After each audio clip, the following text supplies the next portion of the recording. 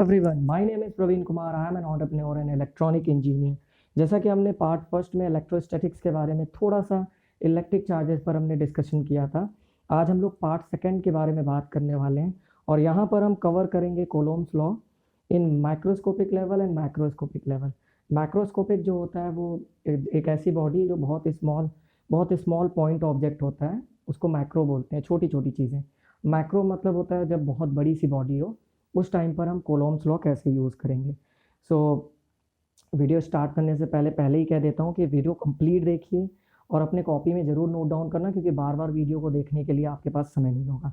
और लाइक करिए, शेयर करिए अपने दोस्तों के साथ और सब्सक्राइब करिए माई चैनल को। और अगर आप मुझे इंस्टाग्राम पे फॉलो करना चाहते हो, मेरा आईडी दिया हुआ है नीचे। और if you want to join us in my entrepreneurial idea, you can also contact me now. अब अगर हम सबसे पहले देखें, सबसे पहले हम चार्ज और मास के कंपैरिजन के बारे में बात करेंगे।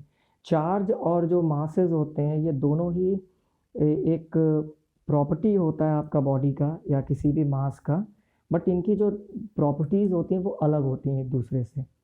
थोड़ा सा देखते हैं। जो आपका इलेक्ट्रिक चार्ज होता है वो पॉजिटिव भी हो सकता है, निगेटिव भी हो सकता है, बट मास हमेशा पॉजिटिव होता है। सेकंड डिफरेंस ये होता है कि ये दोनों रियल नंबर, इनको जो हम लोग ऐड कर सकते हैं रियल नंबर के जैसे, इसलिए हमेशा इनको स्केलर ट्रीट किया जाता है। They all treated as scalar. Mass भी रियल नंबर होता है। रियल नंबर का मतलब निगेटिव भी होता है, ज़ीरो भी होता है, पॉजिटिव भी होता है, और इनको भी हम स्केलर होते हैं। मतलब इलेक्ट्रिक चार्ज और मासेस दोनों स्केलर क्वांटिटी होती हैं। इलेक्ट्रिक चार्जेस जो होता है वो क्वांटाइज्ड होता है। क्वांटाइज्ड का मतलब होता है कि इसको हम गिन सकते हैं। जैसे होता है ना, चने को गिना जा सकता है, ठीक है, छोटे छोटे आइटम्स को गिन सकते हैं, उसी तरीके से हम इसको भी गिन सकते हैं। इसीलिए इसका फॉर्मूला होता है Q is equal to n e, where n is the integer and e is the charge of electron and Q is the total charge. ठीक है, ये हमने लास्ट सेशन में पढ़ा था। बट मास जो होता है ये क्वांटाइज्ड नहीं होता है, उनको हम गिन नहीं सकते हैं। ठीक है, हमेशा याद रखिए जो इलेक्ट्रिक चार्जेस होते हैं वो मोशन के साथ अलग नहीं होता है। Means charge in rest is equal to charge in motion. But जो मास होता है वो बॉडी की वेलोसिटी के साथ अपने आप को बदलता है। जैसे एक बॉडी है जिसकी मास दी हुई है m, जब वो मूव कर रही है विथ वेलोसिटी v, तो जो मास होता है, जो मूविंग बॉडी, जो बॉडी की मास होती है, वो मास होती है m0 divided by under root of 1 minus v square by c. m0 क्या है? वो मास है रेस्ट सिचुएशन में। v जो है वो वेलोसिटी ऑफ द बॉडी है and c is the speed of light which is 3 × 10⁸ metre per second. ठीक है, तो इस तरीके से मतलब आप सिंपल शब्दों में ये कह सकते हो, जब आपकी वेलोसिटी बढ़ेगी तो बॉडी का मास जो होता है वो डिक्रीज़ हो जाता है। ठीक है, एक तरीके से याद रखना, उनकी वो डिक्रीज़ हो जाता है, या इस फॉर्मूले से आप कैलकुलेट कर सकते हो। नाउ फोर्स जो होता है, हमेशा याद रखिएगा इलेक्ट्रिक चार्जेस के बीच में जो फोर्स होते हैं वो अट्रैक्टिव भी होते हैं और रिपल्सिव भी होते हैं। जब भी कोई फोर्स अट्रैक्टिव होता है तो उनके चार्जेस निगेटिव होते हैं, और अगर वो रिपल्सिव होंगे तो उनके चार्जेस पॉजिटिव होते हैं, जैसे कि इलेक्ट्रोस्टैटिक फोर्स हो गया। बट मासेस में हमेशा फोर्स होता है अट्रैक्टिव, जो कि केवल ग्रेविटेशनल फोर्स होता है, और अट्रैक्टिव होता है इसलिए हमेशा माइनस साइन लगेगा। चार्जेस कभी भी, charge may not exist with mass. ठीक है, अगर बॉडी में मास नहीं है तो चार्ज भी एग्जिस्ट नहीं करेगा। ठीक है, but mass exist without net charge also. हमने देखा होगा बहुत सारे मेटेलिक स्फीयर होते हैं जिनका नेट चार्ज जीरो होता है, but they have a mass. Okay, and last important point है कंपैरिजन में कि जब हम किसी बॉडी से उसके चार्ज को ट्रांसफ़र करते हैं किसी और बॉडी में, तो उस बॉडी का टोटल मास जो होता है वो कम हो जाता है। ठीक है, चेंज हो जाता है। बट अगर हमने किसी बॉडी का मास ट्रांसफ़र कर दिया तो ज़रूरी नहीं है कि उसका इलेक्ट्रिक चार्ज भी ट्रांसफ़र हो जाए। एग्जांपल्स देखते हैं। ये दो बॉल मैंने यहाँ पर शो किया, दोनों में positive negative charges equal amount में। ठीक है, अब हमने क्या किया, मैंने पहले में से कुछ चार्जेस को रिमूव कर दिया। अब मैंने चार्जेस को रिमूव किया है तो चार्ज भी ख़त्म हो गया, उसके साथ चार्ज का जो मास होता है, अब जैसे एक इलेक्ट्रॉन होता है उसका मास होता है 9.1 इंटू 10⁻³ kg। अब अगर हमने दो पॉजिटिव और दो निगेटिव चार्जेस को रिमूव किया तो 4 × 9.1 × 10⁻³ kg जो है वो रिमूव हो गया। इट मीन्स चार्ज को रिमूव किया तो मासेस भी कम हो गए। सेकेंड एग्जाम्पल में मैंने दिखाया है it means transfer of charge. Second में मैंने क्या किया, मैंने उस साइड के बॉडी को रिमूव किया जहाँ पे कोई चार्ज नहीं है। अब आप देखो वहाँ से मैंने मास तो रिमूव कर दिया बट चार्ज है। तो ये एग्जाम्पल यहाँ पर सेटिस्फाई करता है कि अगर आप बॉडी के चार्ज को रिमूव कर रहे हो तो मासेस भी ख़त्म होगा, बट अगर आप केवल मास रिमूव करो तो ज़रूरी नहीं कि चार्ज भी आपका रिमूव हो। ओके, अब आते हैं हम लोग कोलोम्स लॉ पर। ठीक है, अब कोलोम्स लॉ में बहुत सारे लोग कंफ्यूज होते हैं, मैं भी कंफ्यूज हुआ करता था कि कोलोम तो यूनिट होती है इलेक्ट्रिक चार्ज की। ठीक है, तो ये कोलोम लॉ और कोलोम जो है वो दोनों अलग अलग चीज़ है। ये कोलोम ने एक लॉ बनाया था, इन्होंने बताया था कि जो भी इलेक्ट्रॉनिक चार्जेस होते हैं, जो भी पॉइंट चार्जेस होते हैं, बहुत छोटे छोटे चार्जेस होते हैं, उनके बीच में जो फोर्स होता है वो मे बी रिपल्सिव हो सकता है, मे बी अट्रैक्टिव हो सकता है। वो डायरेक्टली प्रोपोर्शनल होता है दोनों चार्जेस के प्रोडक्ट से, उनका मल्टीप्लाई से, और इन्वर्सली प्रोपोर्शनल होता है उनके बीच के डिस्टेंस का स्क्वायर।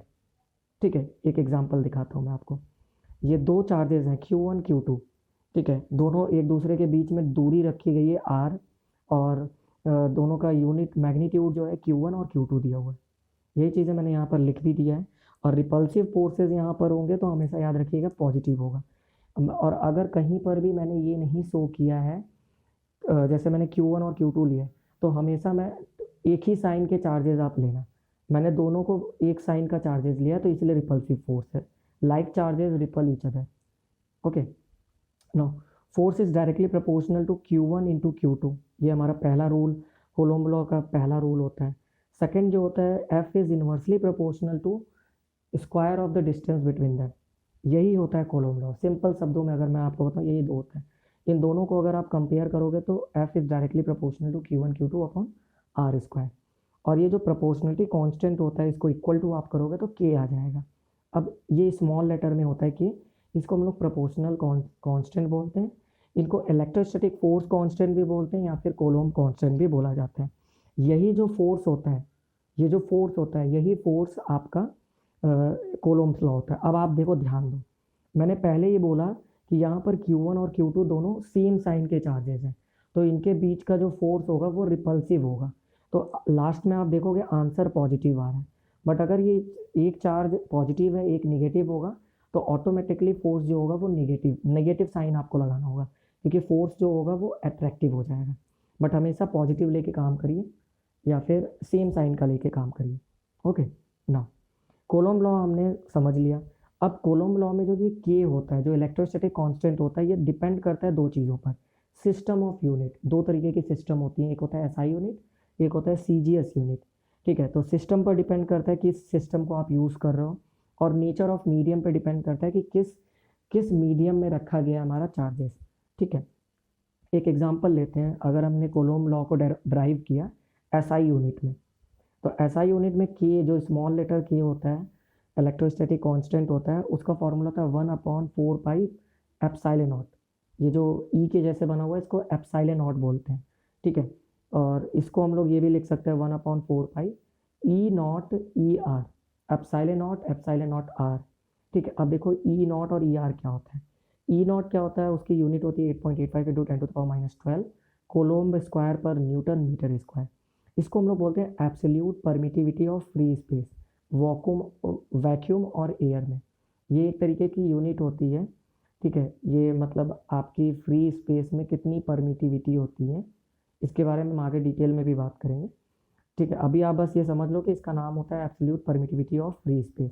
इसकी यूनिट भी होती है कोलोम्ब स्क्वायर पर मीटर स्क्वायर। एप्सिलॉन नॉट की यूनिट होती है और वैल्यू भी होता है, बट एप्सिलॉन नॉट जो होता है ये relative permittivity of the medium होती है।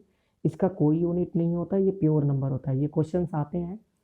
ठीक है, एप्सिलॉन नॉट की यूनिट होती है, एप्सिलॉन नॉट की यूनिट नहीं होती है, वो डायमेंशन लेस होता है। अब आप देखो ध्यान से, फोर्स अगर हमें किसी मीडियम में अगर हमें फोर्स निकालना है तो K की जगह पे आप 1/4 पाई एप्सिलॉन आर रख दो, Q1 Q2 upon R square रख दो। बस हमने K की जगह पे वो वैल्यू को रख दिया। अगर हमें फ्री स्पेस में निकालना है तो फ्री स्पेस में जो रिलेटिव परमिटिविटी होती है एप्सिलॉन आर, वो हमेशा 1 होता है। तो अब जब हम 1 रखेंगे तो एयर में जो फोर्स होता है वो 1/4 पाई epsilon not Q1 Q2 upon R square.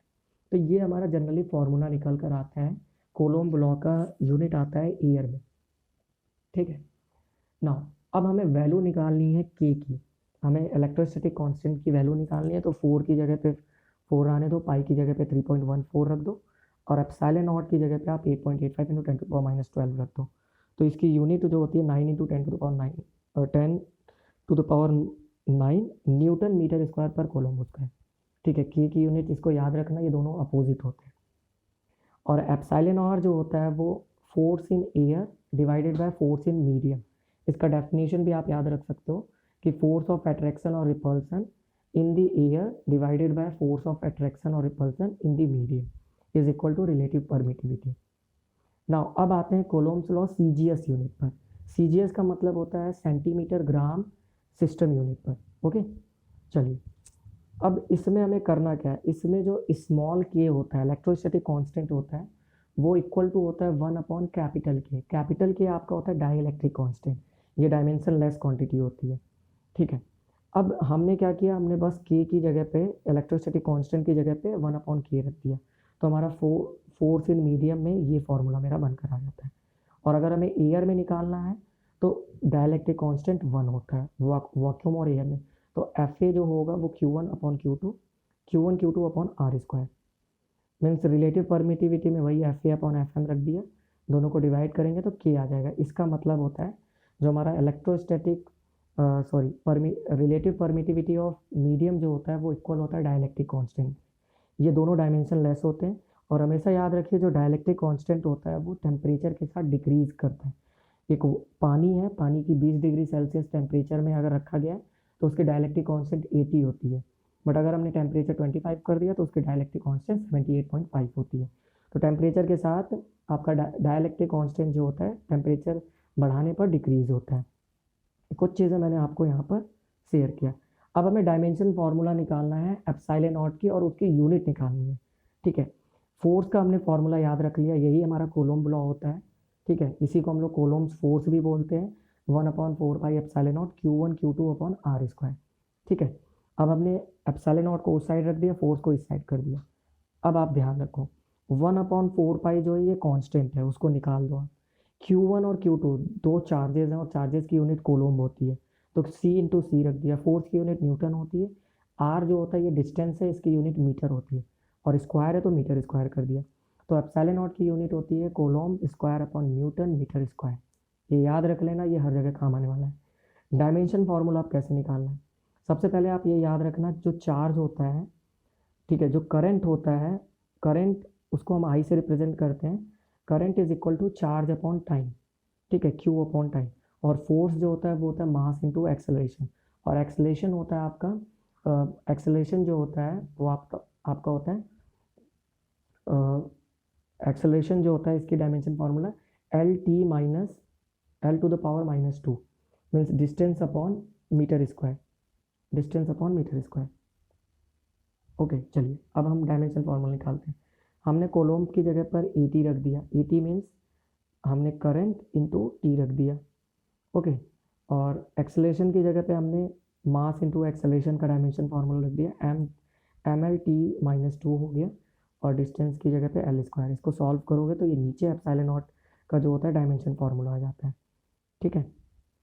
तो इस तरीके से कहीं ना कहीं हम यहाँ पर एप्सिलॉन नॉट की यूनिट निकाल सकते हैं। इन चीज़ों को आप याद रखना, ये आगे काम आने वाला है, ओके। चलिए अब हम आते हैं कोलोम्ब लॉ को वेक्टर फॉर्म में कैसे निकालना है। सबसे इंपॉर्टेंट काम यहाँ से स्टार्ट होता है, वेक्टर फॉर्म में कैसे निकालना है। यहाँ पर हम दो पॉइंट चार्जेस कंसीडर कर रहे हैं, दोनों की सेम साइन है, एक Q1 है, Q2 इसका मैग्नीट्यूड है, दोनों को सेपरेट किया जा रहा है डिस्टेंस R से। मैंने एक डायग्राम भी बना दिया, अब इस डायग्राम को आप लोग प्रॉपरली समझो। Q1 Q2 दो चार्जेस हैं, दोनों के बीच में डिस्टेंस R है, और दोनों सेम साइन के हैं, तो रिपल्सिव फोर्सेज होंगे मतलब बाहर के साइड होंगे। अब जैसे Q1 में जो चार्ज, जो फोर्स ऑफ रिपल्सन है वो F12 वेक्टर है, और Q2 पर जो है F21 है। R12 जो है ये यूनिट वेक्टर है, और R21 जो है ये यूनिट वेक्टर है, ये Q2 की साइड से। अब इसको देखो, F12 क्या होता है, Coulomb's force on Q1 due to Q2 और रिपल्सिव फोर्सेज है। R12 कैप जो होता है ये यूनिट वेक्टर होता है directed from Q1 to Q2, F12 उसी तरीके से F21 भी हो गया, F21 वेक्टर भी हो गया और R∩21 भी हो गया ना। अब हम आते हैं काम के फॉर्मूले पे। अब अगर हमें निकालना है force on Q1 charge due to Q2, तो F12 से रिप्रेजेंट करेंगे 1/4πε0 Q1 Q2 अपॉन R², और वेक्टर जो होता है R∩ जो होता है वो जस्ट अपोजिट लगाएंगे, Q मतलब R∩21 लगाएंगे, क्योंकि हमेशा याद रखना कि जब भी हम फोर्स लगाते हैं तो उनका डायरेक्शन सेम होना चाहिए। देखो फोर्स जो 1 2 दिया हुआ है, F12 वेक्टर दिया हुआ है, वो डायरेक्शन आपका लेफ्ट हैंड साइड में, और R21 का जो डायरेक्शन है वो भी लेफ्ट हैंड साइड है, तो दोनों सेम साइड होने चाहिए। ठीक है, तो इस तरीके से हमने Q1 पे फोर्स निकाल लिया। ठीक है, सिमिलरली हमने 2 1 का भी फोर्स निकाल लिया, जस्ट इसमें भी सेम डायरेक्शन होना चाहिए। वेक्टर का मतलब याद रखना डायरेक्शन सेम होना चाहिए। तो ये दोनों हम फॉर्मूला निकाल लिए। ठीक है, अब हमें ये भी पता है कि जो R12 कैप है और R21 कैप है, इन दोनों में रिलेशन होता है जस्ट माइनस साइन का। ये दोनों इक्वल होते हैं बट अपोजिट इन डायरेक्शन होते हैं। तो हमने क्या किया, F2 में मतलब सेकेंड इक्वेशन में हमने चेंज कर दिया, तो ये माइनस में आ गया। अब फर्स्ट और थर्ड की वजह से हमारा एक इक्वेशन बनता है कि force of 1 2 is equal to minus of force 2 1, और यही रिप्रेजेंट करता है कि force exerted by 2 point charges on each other are equal and opposite। मतलब दो जो चार्जेस होते हैं उन दोनों में फोर्सेस जो होते हैं वो इक्वल होंगे बट अपोजिट डायरेक्शन में होते हैं। ये प्रूव करने के लिए कई बार आता है, आपके एग्जाम्स में आ जाएंगे। ठीक है, और अगर हमने मान लो Q1 और Q2 दोनों अपोजिट चार्जेस ले लिए, जैसे Q1 हमने पॉजिटिव ले लिया, Q2 हमने निगेटिव ले लिया, तो इनके अंदर जो फोर्स होगा कोलोम फोर्स, वो अट्रैक्टिव हो जाएगा और दोनों डायरेक्शन अंदर साइड हो जाते हैं। और उसी हिसाब से हम यूनिट कैप भी लगा लेंगे, यूनिट वेक्टर भी लगा के यूनिट निकालेंगे। तो this all from the Coulomb's law in vector form. Now come to the next point, Coulomb's law in position vector form. अब सबसे पहले पोजीशन वेक्टर क्या होता है, जैसे कि कोई एक बॉडी है, वो आपका 2 डायमेंशनल में है या 3 डायमेंशनल में है। ठीक है, कोई भी एक बॉडी के सरफेस पर बिल्कुल सरफेस पर अगर कोई एक पॉइंट है, तो वो पॉइंट किसी उस बॉडी के 3 डायमेंशनल कोऑर्डिनेट के किसी एक पोजीशन पर है, और उसके अलग अलग वेक्टर्स होते हैं। ठीक है, उसको हम लोग पोजीशन वेक्टर कहते हैं। अब इसको अगर हमें यहाँ पर कोलोम लॉ कैसे यूज़ करना है, तो आप सबसे पहले कंसीडर करो दो पॉइंट चार्जेस ले लो जिनके सेम साइन है, और दोनों का पोजीशन वेक्टर है R1 R2। ठीक है, देखो इस एग्जांपल को आप देखो, ये 3 डायमेंशनल बॉडी है एक्स वाई जेड, और ए पॉइंट पर एक चार्ज है Q1, बी पॉइंट पर एक चार्ज है Q2। ओके, एक और ए का जो Q1 का जो पोजीशन वेक्टर है बाय ओरिजिन से जो पॉइंट है वो R1 है, Q2 का जो है वो R2 है। इन दोनों के बीच में डिस्टेंस R है, और इनका यूनिट कैप वेक्टर मैंने R12 रख दिया है और R21 कैप रख दिया है, और दोनों सेम साइन है, तो फोर्स ऑफ रिपल्सन होगा दोनों आउटवर्ड डायरेक्शन में, बिल्कुल सेम टू सेम जैसे हमने पहले किया था। ये मैंने ये भी लिख दिया है F12 जस्ट लाइक पुराने वाले के जैसे ही है सारी चीज़ें। नाउ अब आते हैं डेरिवेशन पर। डेरिवेशन करने से हमें सबसे पहले वेक्टर के ट्रायंगुलर लॉ ऑफ वेक्टर हमें आना चाहिए। अब ये फॉर्मूला आप देखो, एक वेक्टर है ए वेक्टर एक डायरेक्शन में जा रहा है, फिर बी वेक्टर, इनका जो रिजल्टेंट होता है वो आर वेक्टर होता है, तो A plus B vector is equal to R vector. ये ट्रायंगुलर लॉ ऑफ वेक्टर होता है। ये सारे फॉर्मूले यहाँ पर हमारा यूज होंगे ना। अब डेरिवेशन कैसे करना है, जो हमारा ट्रायंगल था ओ ए बी, अगर मैं थोड़ा सा बैक होकर दिखाऊँ आपको। ओके, ये ट्रायंगल था हमारा ओ ए बी। अब इसमें आप देखो ओ ए जो है एक डायरेक्शन में जा रहा है, ए बी जो है दूसरे डायरेक्शन में जा रहा है, और उसका रिजल्टेंट हो जाएगा ओ बी। ठीक है, इसी को मैंने यहाँ पर ट्रायंगुलर लॉ ऑफ वेक्टर से सॉल्व किया। O A vector plus A B vector is equal to O B vector, which is R1 vector plus R12 vector is equal to R2 vector. इसको इधर उधर करके हमने R12 की value निकाल लिया, जो कि R2 माइनस R1 आ जाता है। ठीक है, चलिए इसी तरीके से R21 भी हम निकाल लेंगे, वो R1 माइनस R2 हो जाता है। अब हमें एक चीज़ और याद रखना है यहाँ पर, एक ये हमारा होता है यूनिट वेक्टर का formula. Unit vector is equal to position vector divided by magnitude. ठीक है, R vector minus modulus of R vector. Modulus जो होता है वो रिप्रेजेंट करता है मैग्नीट्यूड को। अब जस्ट हमने क्या किया, हमने फॉर्मूला यूज़ किया कोलोम्स लॉ का। अगर हमें Q1 चार्ज पे फोर्स निकालना है ड्यू टू Q2, तो F12 रिप्रेजेंट करेगा 1/4πε0 Q1 Q2 अपॉन मैग्नीट्यूड को हमने मॉडुलस में रख के स्क्वायर रख दिया, और 2 1 रखेंगे क्योंकि दोनों का डायरेक्शन सेम है, और R21 कैप रखा। अब हमने R कैप का फॉर्मूला यहाँ पर यूज़ कर लिया, जस्ट आप देखो, जस्ट हमने ये फॉर्मूला यूज़ कर लिया, तो ये जो नीचे था ये R21 वेक्टर हो गया, और ये R21 वेक्टर का मॉडुलस जो है उसका क्यूब हो गया, और फिर हमने उसकी जगह पे ये हमारा जो ऊपर का फॉर्मूला था वो हमने रख दिया। तो ये R21 की जगह पे R1 cap vector minus R2, और नीचे भी R1 vector minus R2 cube. इसी तरीके से सिमिलरली हमने force of attraction, force of repulsion on 2 1 भी निकाल लिया। ये इस तरीके से हम पोजीशन वेक्टर्स भी यहाँ पर निकाल सकते हैं। इस तरीके से हमें काम करना है। अब हम आते हैं कॉन्टिन्यूअस चार्ज डिस्ट्रीब्यूशन। अभी तक जो भी चीज़ें हमने पढ़ी थी वो माइक्रोस्कोपिक लेवल पर पढ़ा था। अब हम माइक्रोस्कोपिक लेवल पर आते हैं, और एक ये रखा भी गया है कि अगर माइक्रोस्कोपिक जो लेवल होता है उस टाइम पर हम लोग चार्जेस को काउंट नहीं कर सकते हैं, तो वहाँ पर क्वांटाइजेशन पॉसिबल नहीं है। तो अगर हमें किसी कोलोम्स लॉ अगर निकालना है, हमें फोर्स निकालना है, तो हमें कॉन्टिन्यूअस चार्ज डिस्ट्रीब्यूशन को यूज़ करना होगा, ठीक है। बट कॉन्टिन्यूअस चार्ज होता क्या है? A system of closely spaced electric charges form a continuous charge distribution। एक ऐसा सिस्टम होता है जिसके जो क्लोजली स्पेस्ड हो, और उनके अंदर चार्जेस होते हैं, इलेक्ट्रिक चार्जेस होते हैं, तो उनको हम लोग बोलते हैं कॉन्टिन्यूअस चार्ज डिस्ट्रीब्यूशन, ठीक है। और मैक्रोस्कोपिक लेवल पर charges can not be count due to its large number, so quantization of charges is ignored. In this situation the charge can take continuous value, ठीक है। अब अगर इसमें 3 चीज़ें होती हैं, एक होता है linear charge distribution. Linear charge distribution का मतलब होता है किसी स्ट्रेट वायर या किसी कर्व्ड वायर पर अगर मेरा पॉजिटिव चार्ज है या निगेटिव चार्ज है, तो उनके अंदर जो डेंसिटी होता है उसको लैम्डा से रिप्रेजेंट करते हैं, वो होता है charge upon length, Q upon L, और इनकी यूनिट होती है कोलोम पर मीटर। उसी तरीके से सरफेस चार्ज डेंसिटी, अगर किसी 2 डायमेंशनल बॉडी पर अगर आपको निकालना है तो इसको रो से रिप्रेजेंट करते हैं, जो कि होता है चार्ज अपॉन एरिया, और यूनिट होता है कोलोम पर मीटर स्क्वायर। अगर हमें वॉल्यूम चार्ज डेंसिटी निकालना है तो इसको भी, इसके सिंबल का नाम मुझे आज तक नहीं पता है, बस याद रख लो आप लोग, ठीक है। तो ये जो होता है चार्ज अपॉन वॉल्यूम होता है, इसकी यूनिट होती है कोलोम पर मीटर स्क्वायर। ये 3 चीज़ें हमें यहाँ याद रखना, ये डेंसिटी के तीनों फॉर्मूले होते हैं, ठीक है। अब लेंथ डिपेंड करता है, लेंथ कैसा हो, हम लेंथ को चेंज कर लेंगे। अगर हमें सर्कमफ्रेंस दिया हुआ है तो 2πr ले लेंगे, और अगर हमें स्क्वायर दिया हुआ है तो एरिया लेंथ इंटू ब्रेंथ ले लेंगे, और अगर वॉल्यूम दिया हुआ है, स्पेयर दिया हुआ है, तो वॉल्यूम की जगह पे हम फार्मूला लगा देंगे 4/3πr क्यूब रख देंगे। बाकी चार्ज जो है वो टोटल चार्ज है Q is the total charge. अब हमें यहाँ पर इसका डेरिवेशन करना है, okay. Coulomb's force due to continuous charge distribution, कोई भी ऐसी क्लोजली सिस्टम जिसमें इलेक्ट्रिक चार्जेज हो अलग अलग बॉडीज़ में, लीनियर पर, सरफेस पर या फिर वॉल्यूम में, उनमें कैसे हमें कोलोम फोर्स निकालना है, ठीक है। सबसे पहला मैंने एग्जांपल लिया स्ट्रेट और कर्व लॉन्ग, एक बहुत लंबी सी वायर है जिसमें यूनिफॉर्मली चार्ज डिस्ट्रीब्यूटेड है, मतलब यूनिफॉर्मली चार्जेस उसमें रखे गए, ठीक है। एक फ़ोटो मैंने देख लो यहाँ पर, ये एक चार्ज है, इसमें मैंने पॉजिटिव चार्ज कंसिडर किया है, और उससे कुछ दूरी पर एक Q0 नाम का एक चार्ज है, वो भी पॉजिटिव है।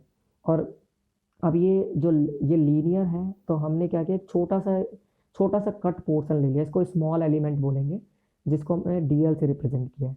और इस स्मॉल एलिमेंट में जो चार्ज डिस्ट्रीब्यूशन है वो भी बहुत स्मॉल है, वो है DQ नाम है उसका, ठीक है। और इन दोनों के बीच में Q0 और स्मॉल एलिमेंट में दूरी जो है वो R कैप है, ठीक है। और इसमें जो पॉजिटिव चार्जेस हैं तो फोर्स ऑफ रिपल्सन होगा DF वेक्टर है, ओके। चलिए यहाँ पे मैंने लिख दिया, let DL be the small element of long wire having small charge DQ and Q0 is the positive charge at distance R having unit vector R0। और इसका जो फोर्स है, Coulomb force on Q0 due to small charge DL is DF vector. इस तरीके से हमने इस चीज़ों को आप प्रॉपरली इस तरीके से लिखोगे तो नंबर्स अच्छे मिलेंगे। अब आते हैं, हमने जस्ट कोलोम लॉ यूज़ किया, हमने DF vector is equal to 1/4πε0। अब हमने एक स्मॉल एलिमेंट का चार्ज रख दिया DQ, और जिस जगह पर हमें फोर्स निकालना है वो Q0 को रख दिया, और दोनों के बीच की डिस्टेंस R², और हमने R वेक्टर ले लिया क्योंकि दोनों का डायरेक्शन सेम है। आप देखो, ध्यान दो, DF का भी डायरेक्शन आउटवर्ड डायरेक्शन में है और R कैप का भी डायरेक्शन आउटवर्ड डायरेक्शन में, दोनों मैंने सेम यूज़ कर लिया। ना अब हमें टोटल फोर्स निकालना है तो हमें डेरिवेशन करना होगा, पूरी इंटीग्रेशन करना होगा, सॉरी, पूरे लेंथ से। तो इसको हम लोग रिप्रेजेंट करते हैं close integration through the length L, और उसको हमने डी एफ कर दिया। तो through the length L, D F की जगह पे हमने पूरी वैल्यू रख दी, और जो हमारा ये डी क्यू रखा हुआ था, डी क्यू की जगह पे हमने रख दिया लैम्डा डी एल। ये फॉर्मूला हमने चार्ज डिस्ट्रीब्यूशन डेंसिटी में पढ़ा था, चार्ज अपॉन एल। तो अब अगर स्मॉल है तो D Q upon D L रख दिया, तो ये लैम्डा डी एल रख दिया हमने डी क्यू की जगह पे ना। इसी तरीके से जो कांस्टेंट वैल्यू है, जैसे D Q naught 4 pi epsilon naught, ये कांस्टेंट वैल्यू है तो ये बाहर आ जाएगा। और जो integration of L lambda upon R square D L R cap, ये हमारा कोलोम फोर्स आ गया लीनियर चार्ज डिस्ट्रीब्यूशन में। अब अगर हमें यही चीज़ निकालना है टू डायमेंशनल बॉडी में, जैसे किसी टू डायमेंशनल बॉडी में निकालना है, ये एक टू डायमेंशनल बॉडी स्क्वायर है जिसमें पॉजिटिवली चार्जेस है। हमने क्या किया, एक छोटा यूनिट ले लिया डी एस, एक स्मॉल स्पेयर स्मॉल एलिमेंट ले लिया डी एस, और एक क्यू नॉट ले लिया चार्ज जो कि पॉजिटिव चार्जेज है। दोनों में रिपल्सिव फोर्सेज होंगे, तो डी एफ जो होगा वो वेक्टर बाहर के साइड है, और इन दोनों के अंदर यूनिट वेक्टर जो है वो आर कैप का है, और दोनों सेम डायरेक्शन में। ठीक है, वेक्टर का ही सारा खेल है। अब यहाँ पर आप देखो, जस्ट हमने कोलोम लॉ यूज़ किया, 1/4 epsilon naught D Q into, ठीक है, Q naught upon R square R cap. अब सिंपली अगर हमें टोटल फोर्स निकालना है तो इंटीग्रेशन करेंगे through all the surface, S रख दिया मैंने।